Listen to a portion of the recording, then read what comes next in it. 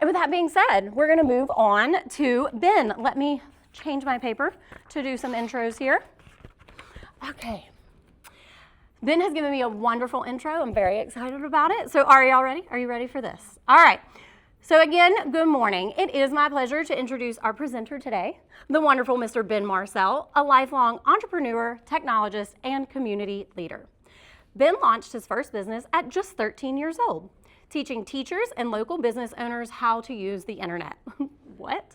Since then, he's built a career around making technology practical and accessible, working with organizations of all sizes and regularly speaking on topics like artificial intelligence, digital marketing, and business strategy. He has a gift for taking complex ideas and translating them into clear, actionable steps that business owners can use right away. Ben's leadership and impact have been widely recognized. He was honored as a 2020 40 Under 40 by the Baton Rouge Business Report. What? He completed the Goldman Sachs 10,000 Small Business Program, and his company, Tourpath Technologies, has been named among the top technology firms in Baton Rouge. Beyond business, Ben is passionate about giving back. He serves as president of the Board of Trustees for the LSMSA Foundation, raising vital support for students and faculty at the Louisiana School for Math, Science, and the Arts.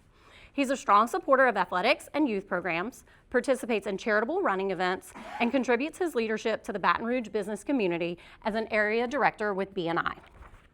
Today, he's here to share AI for Business, real-world strategies to work smarter, not harder, showing how artificial intelligence can help streamline operations and spark growth across every area of business. Now, before we bring up the real Ben Marcel, I want to introduce his digital twin, AI Ben. So that's not really Ben, that's AI Ben. Now, AI Ben has been busy doing all the usual things people turn to AI for: drafting emails, polishing up marketing copy, even creating the promo video you saw for this workshop. But he doesn't stop there. AI Ben also steps into real life. He plans out Ben's weekly meals, helps coach 10U softball by building practices, lineups, and game strategies, and even wrote a scholarship recommendation for a neighbor's son who is trying to land an athletic scholarship. And of course, AI Ben has a sense of humor. When Ben asked him to do a roast me, AI Ben went all in, proving that robots do understand sarcasm. So while the real Ben is out running, leading businesses, or volunteering in the community, AI Ben is behind the scenes making sure all the details are covered. But don't worry, today's workshop isn't being led by AI Ben. At least, not entirely. Please help me welcome the real Ben Marcel. Thank you, Ben. Oh, yeah. Good catch. All right. Thank you. Thank you. All right, good morning, everybody. So, spoiler alert, when I presented in March on digital marketing strategies, and I ended off with this slide as a little bit of a teaser on, hey, if you want me to come back and talk about AI, don't let it scare you. There's nothing to worry about. Let's talk with Kayla and see if we can have me back. So I was very excited when she told me that I would come and talk with you about AI. But the spoiler alert is everything from that moment till today was created with AI, including the introductions, the presentation mostly. A lot of the content that I'm going to deliver today was all created in AI. So AI is pretty powerful. How many of you are using it currently? Okay, we have some people that haven't. How many of you feel like you're pretty strong at AI? A few. Okay, cool. So I've been diving deep into AI for many years now. I was thinking back on this. It was about 3 Mardi Gras ago. I was sitting in Davenport Lounge, ready to ride in Bacchus in a few days. And I was actually talking to this guy sitting right here, Andy. He's an attorney, don't hold that against him. And I just downloaded ChatGPT. And I heard, I was like, okay, ChatGPT, what is this? And I asked Andy, I said, what instructions would you give a paralegal for some kind of maybe case or something that you're working on? And I was like, you need to elaborate, like tell me like the details. And he gave me this paragraph of a legal pleading that he would give to a paralegal secretary to write. And I hit enter, and in 15 seconds, it drafted the 3-page legal pleading. And then I told him, well, first of all, he was like, wow, that would have taken a paralegal secretary 3 hours to put together. And then I said, you can't just use that though. So if I copy and paste it and send it to you, you can't use that. There's some verification that you need to do with the output that AI generates. But that was kind of the turning point for me 3 Mardi Gras ago on how is this really going to impact our lives? And even since March, since I came and did the digital marketing presentation, there's been so much that has changed in the AI world. It's really hard to keep up. Traditionally, Moore's Law talks about computing power and how computing power over time has doubled every 18 months. So if you think about that, like the computers that you use day to day and the processing speeds and how that computing power needs to keep up with the software needs, right? Every 18 months, computing power doubles. Moore's Law for AI is that AI models are doubling every 6 months. That is very, very rapid. Like that is pretty scary in the grand scheme of things. But if that doesn't show you how much of a tremendous effect this is going to have on society as a whole, I don't know what else to tell you. I'm going to start off with a case study. And I saw this on Instagram. I find all my best stuff on Instagram. I'm not going to lie. And this was a case study about JP Morgan, pretty large financial institution. So I'm going to go through this case study to show you what JP Morgan has done with AI and the positive impact that it has created.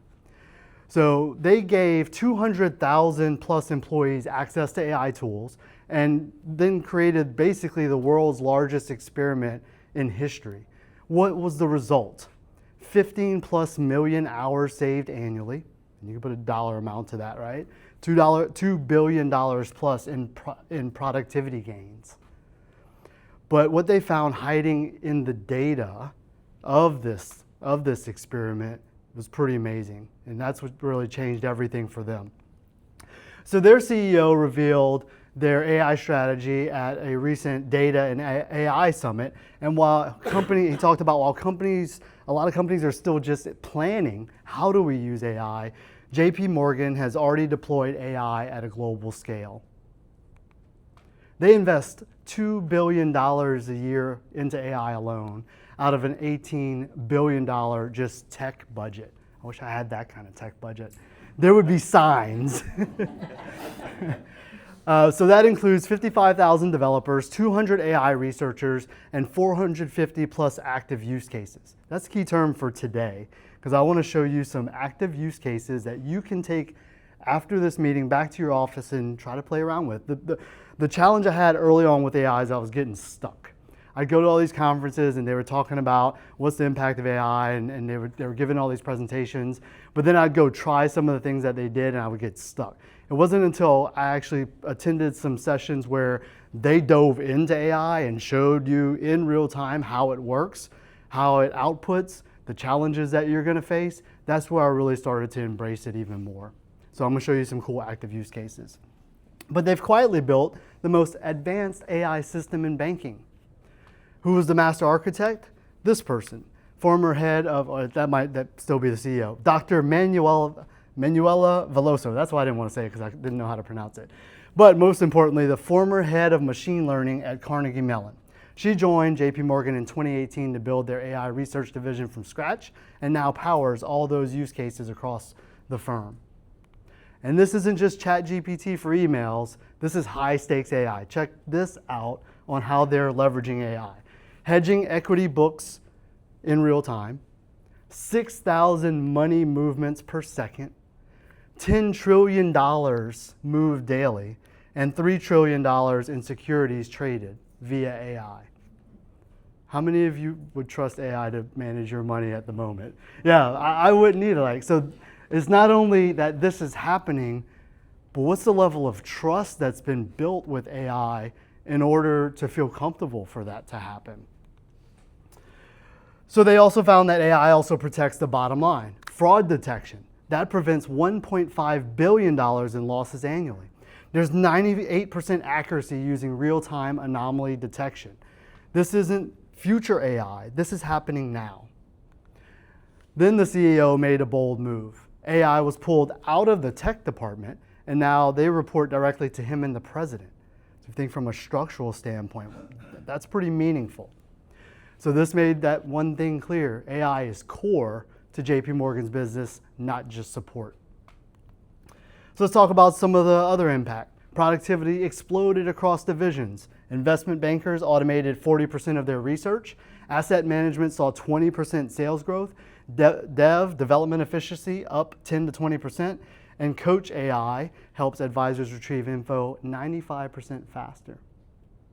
Y'all remember when the internet came out? What they call it, the information age or something? Like, oh, I can dial up and hear this noise on my landline phone. And all of a sudden I have all this access. So imagine like the difference between, like, imagine reading this then and that's now. That's the reality now. So what's their secret weapon? Internal data. 200,000 employees feeding proprietary customer and financial insights into their platform. Most AI runs on public data. Theirs runs on JP Morgan's data, and it's a huge edge. So while other competitors race to catch up, their early start gives them a data flywheel advantage. Same AI tools, better data, compounding gains. And that creates a lasting separation in finance. But here's the real breakthrough. They didn't just add AI, they added that governance component. They validated the models, they had real-time monitoring, and they had a compliance-first architecture. As I mentioned, with $10 trillion flowing daily, trust wasn't optional. So the winners of the AI era won't just have the flashiest tools, they'll have the most trustworthy systems. And JP Morgan showed the world how that's done. Build fast, govern faster, and that's the new enterprise edge. It's pretty impressive, huh? Just one financial institution and the magnitude of that positive impact on leveraging AI. There are AI concerns, and I never want to not mention this. A few of them, there's so many options out there, varying models. ChatGPT, Meta has Llama, there's Claude, Google Gemini, Microsoft Copilot, plus many others, as well as thousands of integrations. It can be a little overwhelming. You also have your data privacy and security concerns. We'll talk a little bit about that. And then my favorite AI term, AI hallucinations. So that's when you can get inaccurate outputs. I'll give you a quick example. Maddie over here wrote up a PIP, performance improvement plan for an employee that's no longer with us. That employee's not here, so I can talk about it. But Maddie was tasked to write up a PIP. So I get an email saying, hey, can you review this? And I review it pretty in depth. It was like 5 or 6 pages. And I reply back and say, hey, this is pretty good, but this section mentions, when you get to the office, make sure the coffee maker's gone, the lights are on in the conference room, and the digital signage in the lobby is turned on. And I said, Maddie, did we get some new digital signage that I don't know about? Right? So it can output things that aren't accurate. So it's really, really, really important for you to check what it outputs to make sure that it works for you. But there's also some broader societal risks. And I wanted to be more businessy here, but there are some societal risks like concentration of power, like who has access to AI and who doesn't, creating economic disparity. There's a whole intellectual property side of things, with artists and musicians, misuse, and then environmental impact. And that's a big thing. There's a really good article that says, please stop telling ChatGPT please and thank you, because when billions of people are using that and prompting it and saying, please do this or thank you, it's burning up more energy. It's burning up more compute power in the data centers. And global warming might increase or something. So, but that's some of the concerns, and I never want to shy away from the concerns. We need to keep that top of mind. It needs to become as trustworthy as possible. So before we dive into the demo here in a moment, oh, and by the way, at the end there'll be a way to get the slide deck and some of the resources here. I'll explain that, so you don't have to take any pictures, because I always take pictures and I never go look at it again. So I'll have a way for you to get the slide deck. But what I wanted to start with, this is a good friend of mine. He owns a company that does consulting for managed services IT providers. And I saved this a while back, and these are some really good ChatGPT prompt frameworks. And I think a lot of people just go and type something in to ChatGPT and then it spits it out as best as possible. So prompt frameworks can help you optimize what the output is. One person took a picture, that's cool. So for example, this prompt example, the RTF is role, task, format. Act as a role, create a task, show as a format. Or tag, task, action, goal. Define the task, state the action, clarify the goal. So you use these for different things based on what you're trying to get out of what you want to prompt the AI. So those are 5 prompt frameworks, and there are some examples. And then the demo, I'll kind of let you know which ones we're using as well. So, y'all want to dive in? Is this exciting stuff? Yeah. All right. So let's see how switch over.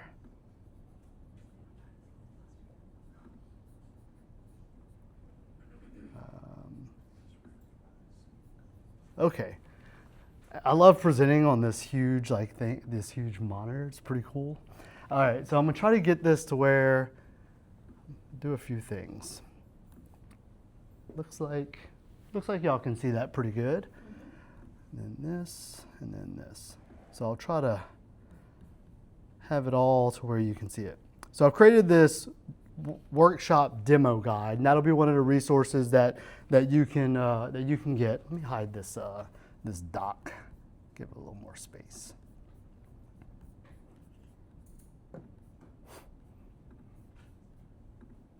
Okay, yeah. So we have this demo guide. I might move that up.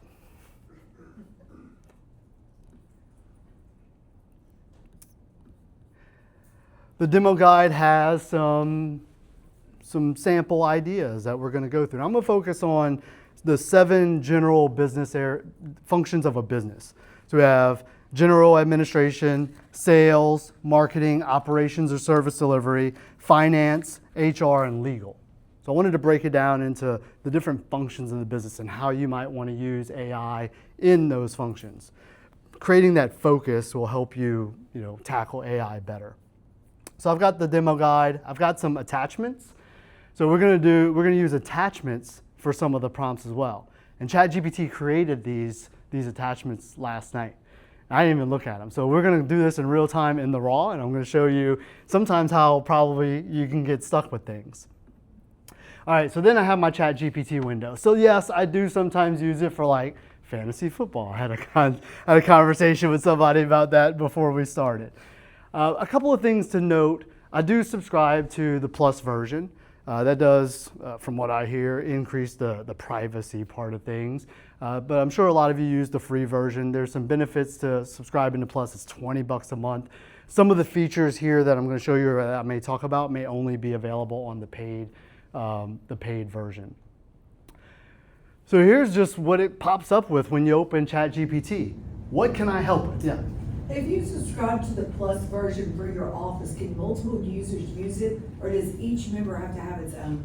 You could probably share a user, but they do have a Teams version that's going to give you some more capabilities. Okay. So, because if 9 people are sharing one account, all the prompts will be on the side. So the history of your chats are here on the left. So here's all the chats. So if it pops up, it says, what can I help you with? And you just start typing. That's going to be chats. And chats are pretty straightforward. You can talk to it. You can type it out. You can add files here. But chats are just going to be pretty static for the most part. On the other extreme, you have custom GPTs, or you can create custom agents. A term that you might start hearing is agentic. Is a term in the AI world. We're going to live in an agentic workforce, right? We're going to have all these AI agents doing things for it. So that's what that term means. So you have your chats, that's pretty basic, and then you have your custom GPTs where you can create your own agents, and that's going to be kind of listed up here. So that's where my family meal planning resides. I have a custom GPT, and it created a link. And I sent that to my daughter, and I said, hey, if you want to do your own meal planning, here's the link. You can use this AI agent that I built to do meal planning. So you can create customizable links that you can share with others, and you can share an agent. So that's more on the agentic side. But we're going to focus heavily today on projects. So here's the Chamber AI Workshop project. I've got 3 chats within the project. So I gave the project some instructions when I set it up on what I was trying to accomplish. I was going to be presenting to a group of business professionals on AI and gave it all the instructions. And then I had my 3 main chats in here. I had the workshop demo ideas. That was kind of my brainstorming area. I wanted to do the fun and cute little introduction that Kayla did. That was the second chat. And then the outline itself. And then you have the dates there. So we're going to focus a lot on projects. And let's just dive in and start a new project. So I'll hit the new project button here. And I'm going to just name this Business Administration. Now, ChatGPT will try to guide you too. Like, it knows that not everybody's going to be an expert at creating instructions or prompt frameworks and all that. So some of these buttons you can click and it'll start to customize it to how what it thinks you want to get out of a particular project. But I'm going to just create this project called Business Administration. All right. And here's the new chat in the Business Administration project. So I'm not going to add any files yet, but here's all kind of the different options that you have whenever you create a new chat. So I'm just going to use the first one. This one's going to be creating some content. So I know a lot of people create content using ChatGPT. I didn't want to be too heavily focused on it. So each of these sections is going to have like some separate ones. One's content, and for this one, general administration, one's analysis, and one's workflow. And it uses 3 different prompts. Right here, sorry. So I'm just gonna copy and paste this prompt in, act as an office manager, write a professional but empathetic email reply to this client complaint. I've been waiting for 2 weeks for a response about my invoice and I'm very frustrated. Show it as a polished email draft. So that uses the role task format framework.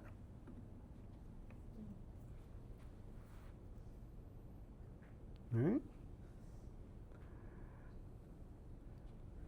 So I don't know about y'all, but sometimes I'm a little ADD and I go down to sit and write an email and like shiny object kind of flashes over here.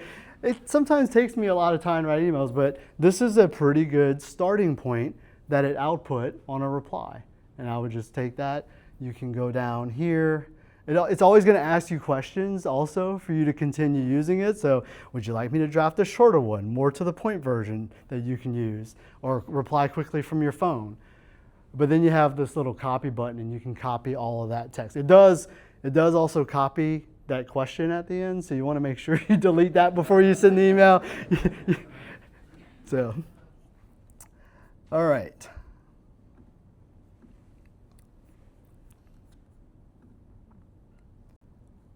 So the next thing I wanted to show you is some analysis. So next one is summarize meeting outcomes. I actually did this recently. So we do Zoom AI transcription, and I went on vacation and fully disconnected for a week. And I got back and I said, you know what, I'm going to take all our Zoom AI transcriptions, and I actually have a project here called Owner's Pulse, and I loaded it in. I had some instructions like, give me an idea of what happened as I was gone over the past 7 days. And it did a really good job summarizing the key points from it. So this one we are going to use a transcript that it gave me. And this one says, summarize meeting outcomes. That's the task. Action, review this transcript, extract the top 3 decisions, produce a clear action item list by department. So I'm going to take that, put it into a new chat, and then attach the file admin meeting transcript. Let's look at it and see what it says. All right. So not really a transcript. AI didn't really generate a transcript for me, but kind of get the idea. All right, so I hit upload and then let it do its thing.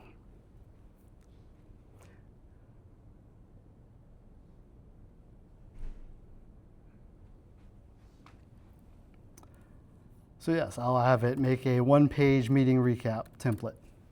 I didn't put please.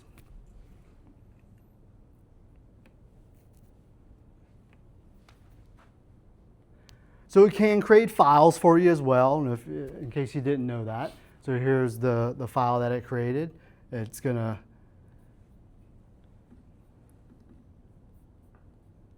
download. Well, that's not it.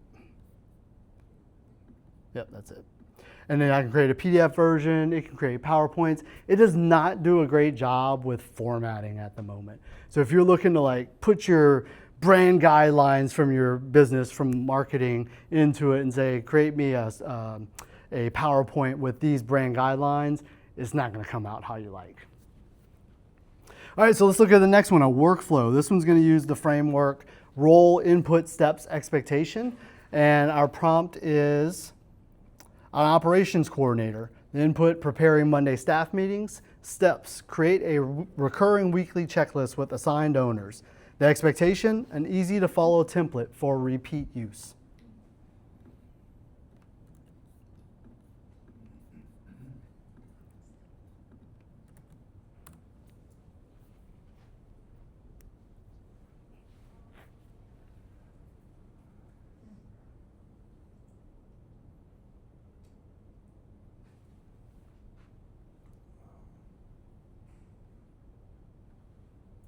And that one's pretty beefy.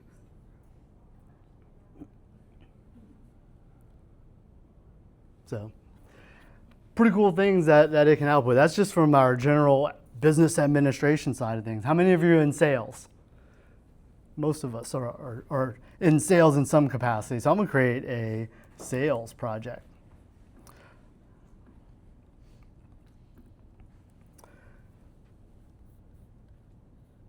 All right, so the first prompt that we're going to use is role task format. Act as a sales rep. Write a personalized follow-up email to Sarah, a landscaping business owner I met at a networking event. She was interested in website redesign services. Show it as a professional email draft. Now to further customize this in projects, you can add custom instructions for the entire project. You can also add your own data in, right? So if you maybe want to go back and look at some of the sales emails that you've written in the past as replies to people that you've met at networking events, you can take all that and put it in the instructions area, the attachments there, and ChatGPT is going to use that information to give you a better output that's more customized to you. You can put some of your sales flyers, some of your other marketing materials. So ChatGPT can use all of that whenever it's creating the content for you. So that'll make things a lot different and more customized and unique to you. Do you just put that in the chat prompt or would you? Yep, you can add it here in the chat prompt. And then I was trying to find, I don't know if it's because of my view here. I was gonna try, if you noticed, I kept clicking around there to try to get to the actual project settings. Here they are. So I'm in the actual project. Here's my first chat that I did, and then up here in the top right, you can do the add instructions. So here, you can add the instructions. So for my meal planning custom GPT that I created, I just went online and found somebody that had good results with using ChatGPT for meal planning, and they gave what they used for their instructions for their custom GPT or their project. I just copied and pasted that in there, and I was like, let's see what happens. So, but yes, if you want files to be read for an entire project, so here's the instructions up here, and then you have the add files here next to the project name. These are the project files. So that's where you can upload files that every single chat that you do inside of that project, it'll utilize those files and those instructions. But it won't utilize them outside of that project. Correct. That's right. All right, let's do another chat in sales leads. So our prompt, we're going to use context, action, result, example. We have this sales leads spreadsheet that ChatGPT generated. Let's see what that looks like. All right, so pretty straightforward. Just company, contact, last contact, and notes. So context is we've collected 10 new leads. Action Analyze notes and last contact dates. Result, categorize them as hot, warm, or cold. Example, show me 2 lead categorizations with reasoning. So I'm going to paste that in. I'm going to attach the sales leads spreadsheet. And then, so anytime that window pops up, that's going to be, some data that it's looking at. And sometimes it'll let you know if it can't read the data properly. That one was pretty straightforward. But sometimes I have issues if I get a report that was exported in like the old school Microsoft Excel .xls instead of .xlsx, and it'll say, hey, you need to convert this for me before I can look at it. But it can do some really cool data analysis stuff. So here, it looked at the data, and then here's some sample lead categorizations, hot, warm, cold, and the reasoning based on the notes and last contact dates.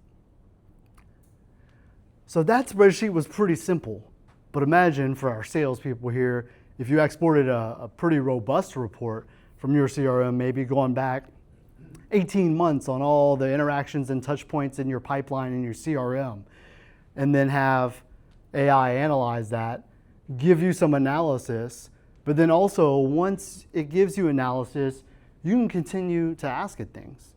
Say, hey, let me find all the people in the CPA industry that I talked with and create me a short list there and prioritize them. And then it'll reanalyze it and give you the output. So do you want me to go ahead and categorize all 10 leads? I'll say yes.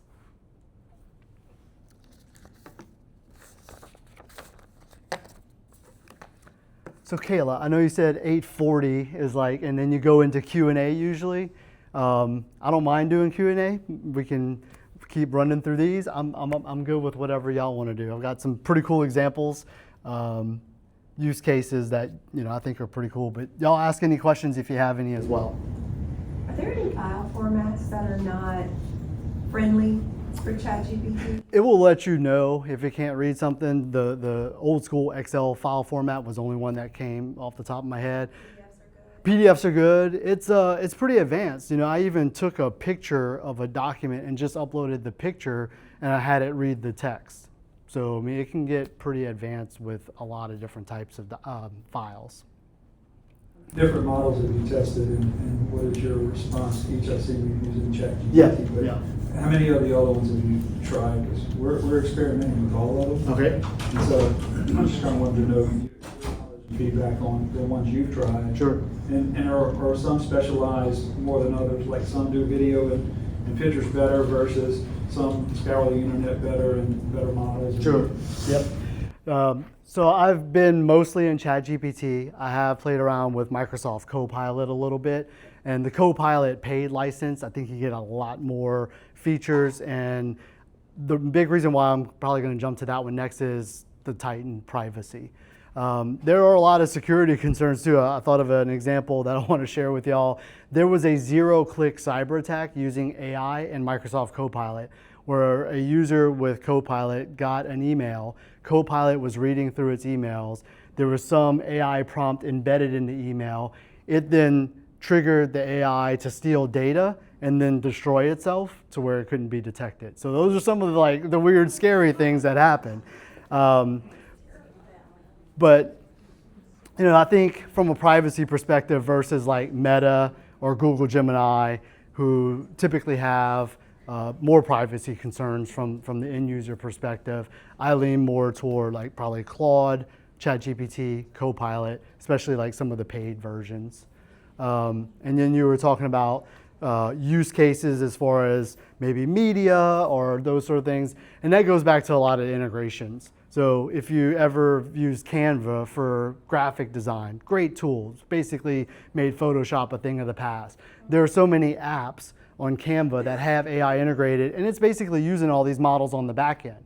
But they've created the integration to where the output is for a specific use case, like creating imagery or taking pictures and creating AI professional photo headshots, those sort of things.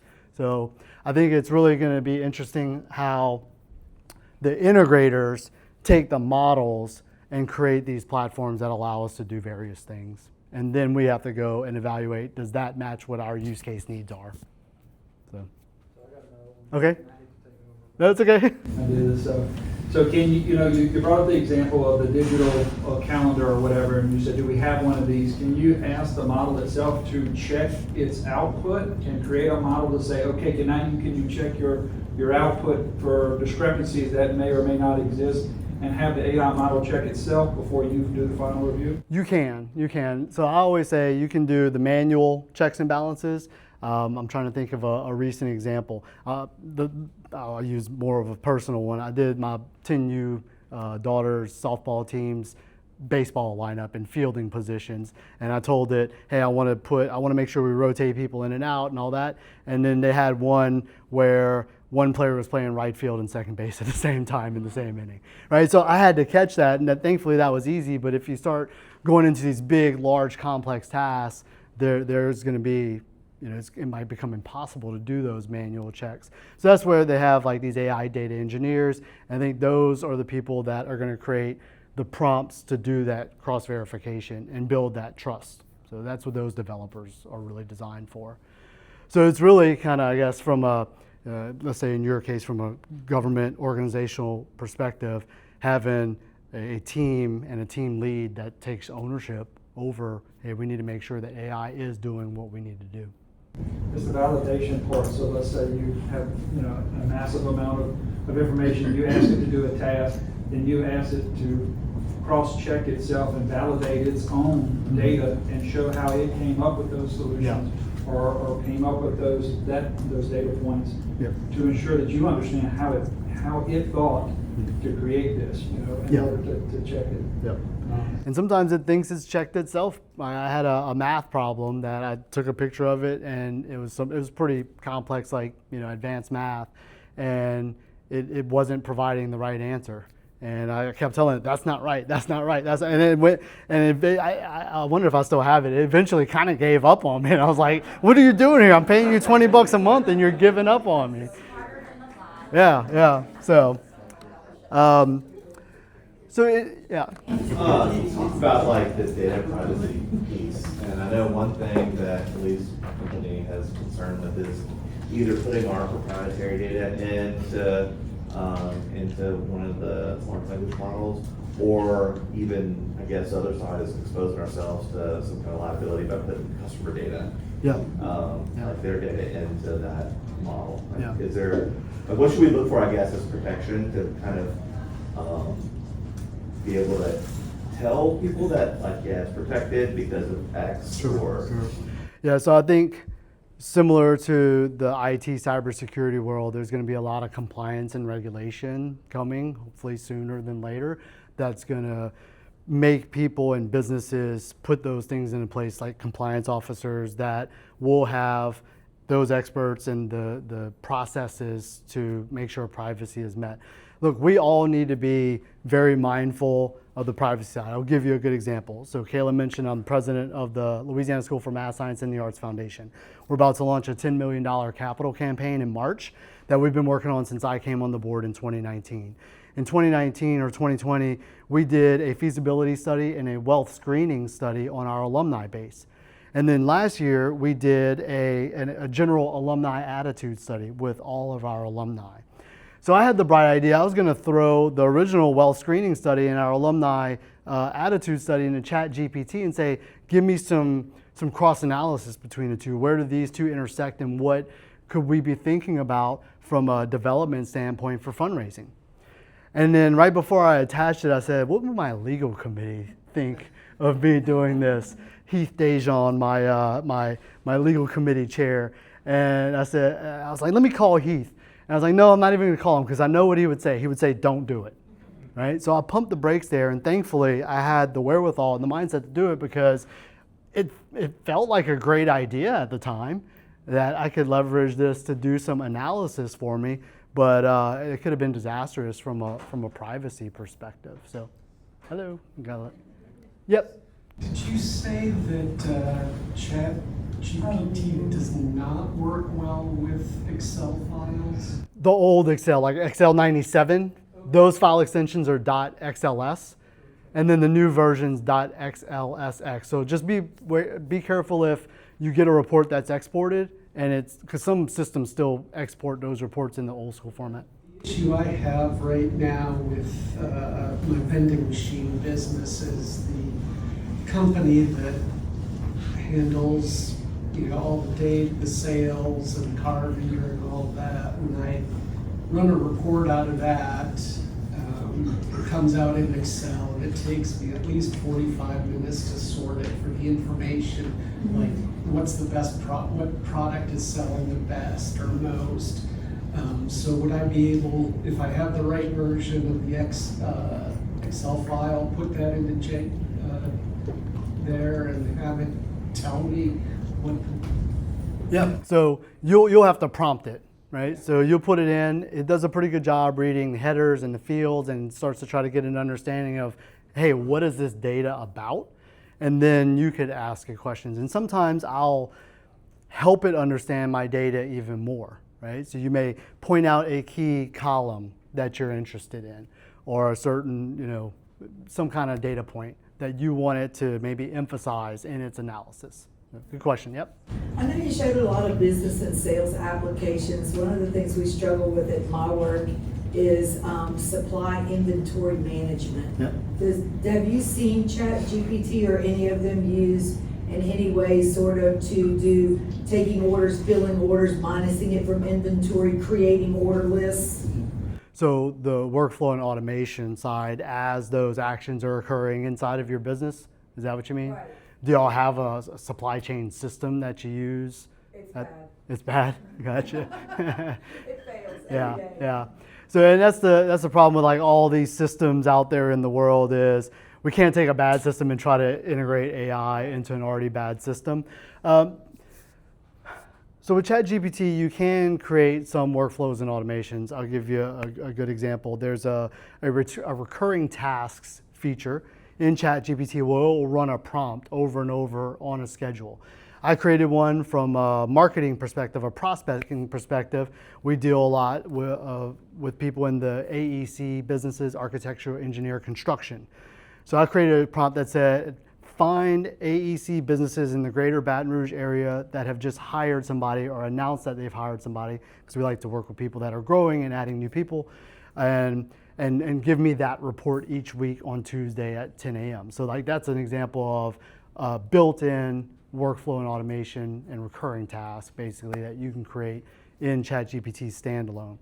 As far as creating like prompt framework for supply chain management, I don't think you're really going to be able to do that out of the box with any of the AI platforms. You're going to have some kind of some good database that can integrate with it that can help with those workflows and automations. You could talk to my wife, maybe. My wife's in supply chain planning. Yep. This might be a simple question, but I've heard people say that they entered information into ChatGPT and it got to know who they were. So like branding for your business for like client-based things. Where do you go to put that in, and how do you get it to come off more like personal? Sure. That's good, too. So that's where in my project, so here's the sales project that I just created. So you can add custom instructions. So if you want to write out how you want ChatGPT to better output the information, you can write that out. Does it have to be on each individual project, or could it be across your whole entire ChatGPT? Is there somewhere else you can do that? Yeah, so the chats and the projects and the custom GPTs don't really interact with each other. So that's where you may want to focus on a project on a specific function of your business and then create all the information that it needs to know on how to output for that function of the business. And then if you hit the add files button to the right of that project name, that's where you can add the files to even provide better, support for its output. Yep.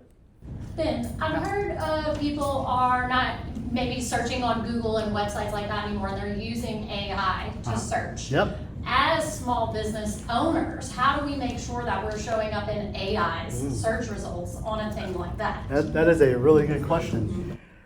So yeah, from a digital marketing standpoint, we're always trying to stay ahead of the curve because it was just a few years ago where voice search was really taking over, right? Hey Alexa, hey Google, hey Siri. And we were kind of struggling with that because how many responses does a voice search usually give you? Like one, right? It's one quick and easy, here's your result. Whereas we're used to a 10 result page on Google traditionally. Now, when you search on Google, you get the AI version of what Google thinks you need. So there is kind of like SEO, but for AI. And some of our SEO analysis tools are allowing us to run audits to see how does it presently rank you from an AI perspective, and then what are some of the actionable items that you can do to try to improve your AI ranking. It's going to be very fascinating to see how AI search, because we feel so comfortable just asking it things naturally. So we're going to ask it for pretty much anything. So how do we as businesses get that exposure? It's a great question. We have time for one more question, if anybody wants to. Here we go, Mr. Lee. So, in regards to the AI prompt pulling information from the email that said customer was looking at, is there a way to work with those plugins to tell it or have it be on the lookout for specific information that could potentially corrupt that opportunity? So I might have missed one part of it. So you're talking about like a custom integration? So the story that you were telling about person checking their emails and then going through with Microsoft Copilot Oh, gotcha. and then picking up AI data from that, saying like, hey, let me steal this information and then destroy myself so that you can't track me. Is there a way for it to almost put on like a watchdog status to where when you're utilizing that plugin or that AI component, that it looks specifically for things like that while it's also looking at the other data to take whatever it needs out, but also make sure it stays protected? So what's legit and what's malicious, basically. And that's where I think on the managed IT security side of things, we're going to see a lot of advances in AI. You just basically explained antivirus 20 years ago, right? So we have to do the same thing for AI and figure out how do we, but then it's even more advanced now because AI can make itself change but remain malicious. So what we're starting to see in the managed IT world is instead of like, let's say traditional antivirus is what behavior is happening from an IT perspective inside of an environment, and then should that be happening? And then is it malicious or not? So those are kind of the levels. And there are vendors that specialize in those types of analysis, threat analysis. You should see that coming in the future, or is that something? It's kind of here now. You should check out SentinelOne is our endpoint detection and response platform that we use, and it's pretty advanced on like malicious behavior and file intent. So, all right, I just have a couple of things, and I'll wrap up if that's okay, Kayla. So, any of you feel like this at the moment, right? I feel like this kind of presenting it to you. AI has changed so much just while we were learning about it here. So you must be thinking to yourself, okay, what do I do next? I say play around with it. Be safe with the data, right? Be mindful with the data. But play around it. It's trial and error. That's basically what I did. I ran into a lot of challenges early on. I'm a lot smoother with it today. I think we did pretty good with some of the live prompting today. I didn't run into any crazy challenges. But it's been a pleasure talking with you all about this. As you can see, I'm extremely passionate about it. This has a way for us to, like I titled it, work smarter, not harder. The people that freak out that you're going to be losing jobs and all that, and it's not that. Humans as a whole are going to level up. They're going to become better, more skilled people. If you think way back in the day, you had your basket weaver, right? They'd make a basket every 7 days. And then somebody created a machine to create baskets. Same quality and everything, but a lot faster. They can make 20 a day now.